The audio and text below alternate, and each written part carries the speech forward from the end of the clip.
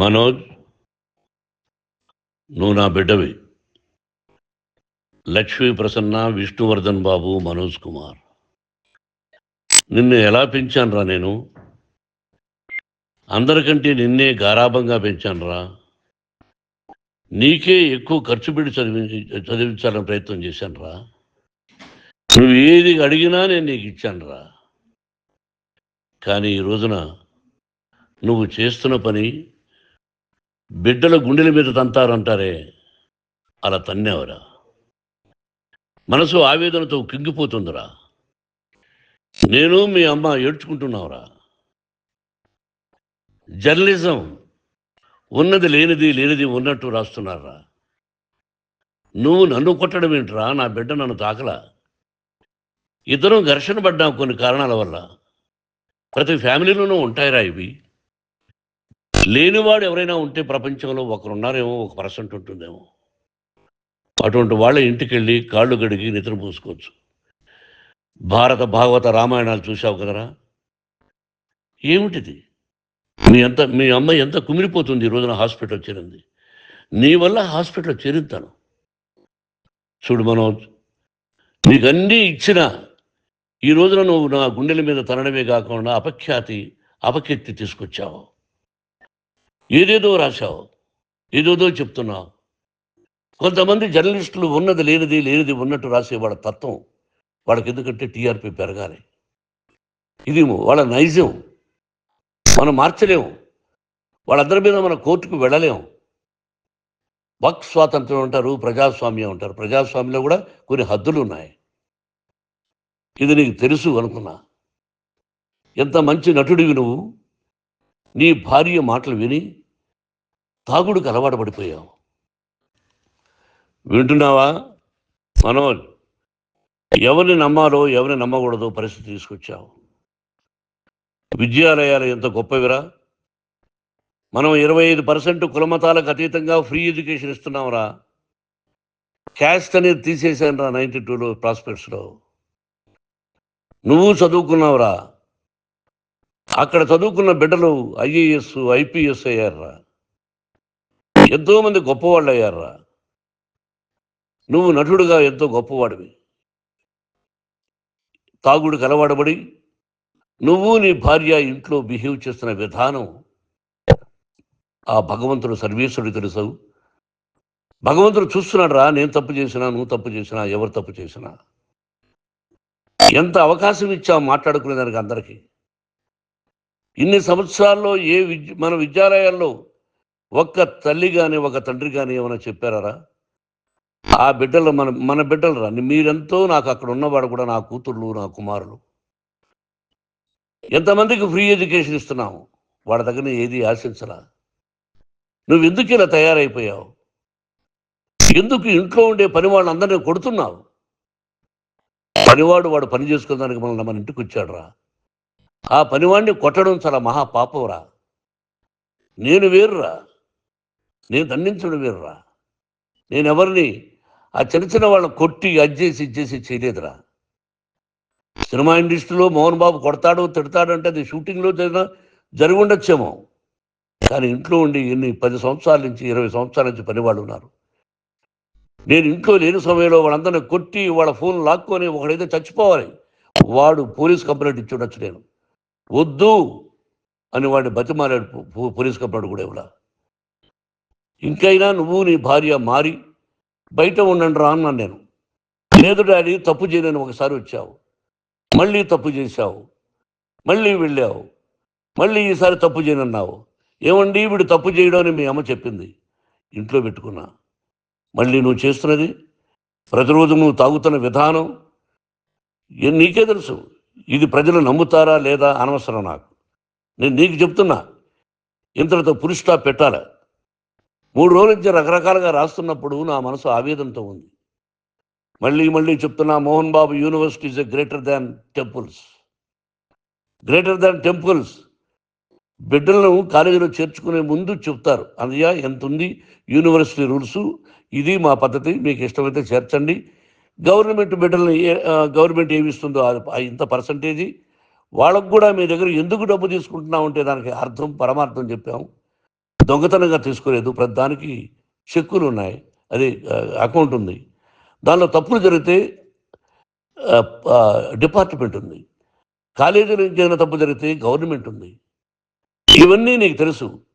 ఈ రోజున ప్రపంచంలోనే నెంబర్ 1గా చేయాలని మీ అన్న కష్టపడి ఇతర దేశాల్లో నెంబర్ 1 యూనివర్సిటీ టైఅప్ చేశాడు. ఈ రోజు నువ్వు చేసిన విధానం ఏమిటి? నువ్వే ఒకప్పుడు నాకు ఇవి ఏమొద్దు, నేను యాక్టింగ్ అన్నావు. ఈ రోజున ఏం చేస్తున్నావు? విద్యాలయాల మీద పడ్డావు. తల్లిదండ్రులు చాలా గొప్పవాళ్ళరా. కొంతమందికి డబ్బు కట్టలేకపోవచ్చు, కట్టని వాళ్ళకు కొంత సహాయం చేసాం. అంతా సహాయం చేయలేము. బ్యాంకుల్లో డబ్బు కట్టాలి, లెక్చరర్స్కి డబ్బులు ఇవ్వాలి, యూనివర్సిటీ బ్రహ్మాండంగా నడపాలంటే మంచి లెక్చరర్స్ కావాలి. ఇవన్నీ తెలిసి చేస్తున్నావురా 32-33 సంవత్సరాల నుంచి. అది పక్కన పెడితే అందరినీ కొట్టడానికి వస్తావు. మీ అన్నం తిడతావు. ఒక వ్యక్తి వినయ్ గారని ఆయన వ్యక్తి హెల్ప్ చేయడానికి వస్తే ఆ వినయ్ ఎవరు లజ్జాగుడికి చంపేస్తాను వాడు అన్నావు. ఇవన్నీ ఎంత తప్పురా? అంటే మీ నాన్నగారికి ఎవరు సహాయం చేయడానికి వస్తే వాళ్ళందరినీ లజ్జాగుడుకులు అంటావు, చంపేస్తానంటావు. మీ అన్నను చంపేస్తానన్నావు. చంపరా చూద్దాం మీ అన్న. నేనే అన్నా. తాకరా నీ ధైర్యం ఉంటే అన్నా. ఎంతమందిని చంపాలనుకుంటున్నావు? ఎంతమందిని చేయాలనుకుంటున్నావు? నువ్వు ఏం సాధించాలనుకుంటున్నావు? ఆలోచించుకో. ఈ ఇంట్లోకి అడుగు పెట్టడానికి నీకు అధికారం లేదు. ఇది నా కష్టార్జితం. మా నాన్నగారు 10 రూపాయలు 10 పైసలు కూడా ఇవ్వలేదురా. మంచి జన్మనిచ్చాడు మా నాన్నగారు. మద్రాసుకు వెళ్ళి వీధుల్లో అడుగు తిన్నాను రా. ఒక పూట కూడా భోజనం లేకుండా అడుగు తిన్నాను రా. న్యాయంగా మోహన్ బాబు తిడతాడు కొడతాడంటారు కానీ మోసగడనం లేదురా. నీట్ పార్లమెంటేరియన్గా బయట వచ్చాను రా. నువ్వు నా పరువు ప్రఖ్యాతులు మంట కలిపావు. ఏమిటి నేను చేసిన అన్యాయం? నీకు జన్మనిచ్చాను, అదా నేను చేసిన పాపం. అందుకే ఇది నా ఇల్లు అన్నావు. నువ్వు నీ ఇల్లు కాదు. నీ కష్టార్జితంతో నువ్వు సంపాదించుకున్న ఇల్లు నీది. ఇది నా డబ్బు, నా కష్టార్జితం. నా కష్టార్జితంలో నేను పిలిస్తేనే మీరు ఇంట్లోకి రావాలి.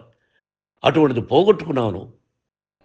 ఆస్తులు అంటావా? ముగ్గురికి సమానంగా రాయాలా లేదా అది నా ఇష్టం. ఆస్తులు ఇస్తానా, లేకపోతే గంగపాలు చేస్తానా, లేకపోతే ఎవరికైనా దానధర్మాలు చేస్తానా, అది నాకు సంబంధించిందిరా. నా కష్టార్జితం రా. మీరు చేస్తున్న విధానం గుణగణాలు కావాలరా. మందు తాగచ్చురా. ఎంత తాగాలి? నేను కూడా 1 or 2 పెగ్స్ తీసుకుంటా.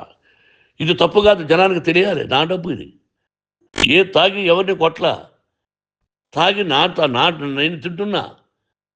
అది ప్రజలకు అక్కర్లా. నేను తప్పు చేస్తేనే ప్రజలకు కావాలా. ఇవన్నీ ఉన్నాయిరా. ఇవన్నీ తెలుసుకో. జర్నలిస్ట్ సోదరులారా, మీకు నా గతాన్ని తెలుసు, నా భవిష్యత్తు, నేను ఎక్కడి నుంచి వచ్చాను కూడా మీకు తెలుసు. ఈ రోజున మీరు రాస్తున్న విధానం, నా బిడ్డ నన్ను కొట్టాడన్నారు. ఎంత తప్పు! ఈ రోజున నా బిడ్డ మీద కోపంతో అవును చెప్పచ్చు. కాదు, వాడు నా మీద చెయ్యెత్తలేదు. నేను ఘర్షణ పడ్డాం. ఘర్షణ వేరు, కొట్టుకోవడం వేరు. గాయాలతో హాస్పిటల్కి వచ్చి కుంటుకుంటుగా నడిచాడు. మళ్ళీ ఏమని పోలీస్ స్టేషన్కి వెళ్ళి చెప్పాడు. ఎవరో 2 ఉన్నారు, వాళ్ళిద్దరూ నా మీద దాడి చేశారన్నాడు. నా ఇంట్లో పనిచేస్తున్న వ్యక్తుల గురించి పోలీస్ స్టేషన్కి వెళ్ళి చెప్పవలసిన అవసరం అతనికి లేదు, హక్కు లేదు. పోలీస్ డిపార్ట్మెంట్ కూడా తెలుసుకోవాల్సిన విషయం. నా ఇంట్లో ఉండే వర్కర్స్ మీద నేను కంప్లైంట్ ఇవ్వాలి. నువ్వు పర్మిషన్ లేకుండా నా ఇంట్లోకి నువ్వు చొరబడి ఇల్లు నాదంటూ ఇంట్లో పనిచేస్తున్న వర్కర్స్ మీద కంప్లైంట్ ఇచ్చావు. అది ఎంతవరకు పోలీసు న్యాయమో రూల్సో చూద్దాం. పోలీస్ డిపార్ట్మెంట్ ఇంటికి వచ్చింది. వాళ్ళకి రాశాను ఉత్తరం, అయ్యా నేను సీనియర్ సిటిజన్ని, నాకు రక్షణ లేకుండా ఉంది, నా బిడ్డ వల్ల నా ఇంట్లో నుంచి నా బిడ్డను పంపించేసి ఇది నా ఇల్లని. వాళ్ళు నాకు సమాధానం ఇవ్వలేదు. ఇవ్వకపోగా ఎవరిని పట్టించుకోలేదు.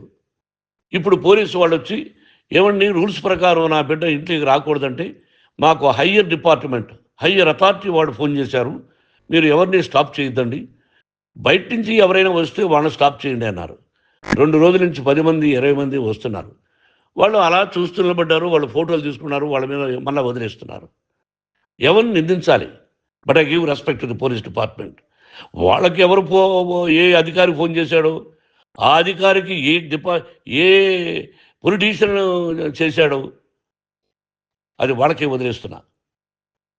కాబట్టి వాళ్ళు పోలీస్ కంప్లైంట్ ఇచ్చినా కూడా మేము సంబంధం లేదని అంటున్నారు కాబట్టి నేను నా బిడ్డను నిన్ను నాపు చేస్తున్నా. నువ్వు ఇంట్లోకి వచ్చే అధికారం నీకు లేదు. నువ్వు వచ్చి నీ బిడ్డను తీసుకెళ్ళు. సంతోషం. నువ్వు రాలేదు, నీ బిడ్డను జాగ్రత్తగానే చూసుకుంటావు. Take care your daughter, that's all. మీ అమ్మ హాస్పిటల్లో అడ్మిట్ అయింది. రేపో ఎల్లుండో మీ అమ్మను పిలిపించి బాగైన తర్వాత ఇదిగో నువ్వు నీ కొడుకు బిడ్డను తీసుకెళ్ళి వాడికి అప్పచెప్పని చెప్తాను పోలీసు వాళ్ళ ఆధ్వర్యంలో. ఇది 100% జర్నలిస్టు సోదరులారా, పులి స్టాప్ పెట్టండి. మీకు కుటుంబాలు ఉన్నాయి, మీ యజమానులకు కుటుంబాలు ఉన్నాయి. మీ కుటుంబాల విషయాలు, మీ యజమానుల కుటుంబాల విషయాలు మేము ఎవరు జోక్యం చేసుకోరా. మేము నటీనటులం.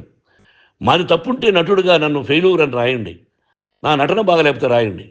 బట్ ఇంటి లోపల సందులో నుంచి చూస్తూ తప్పు చేస్తున్నామని ఉన్నది లేనిది ఉన్నట్టు రాయకండి. మీకు నా హృదయపూర్వక నమస్కారాలు. ఇన్ని రోజులు హృదయపూర్వకంగా ఎంకరేజ్మెంట్ చేశారు. ఆ ఎంకరేజ్మెంట్కు నమస్కారం చేసుకుంటూ I love you all. I love you police department. మీరు న్యాయంగా ధర్మంగా నడుచుకోండి, ఎవరికి తొత్తుల్లాగా ఉండొద్దండి అని మనవి చేసుకుంటూ నేను సెలవు తీసుకుంటాను. Thank you very much for all the journalist. ఇక్కడ పులి స్టాప్ పెట్టండి, పులి స్టాప్ పెట్టండి. Thank you very much.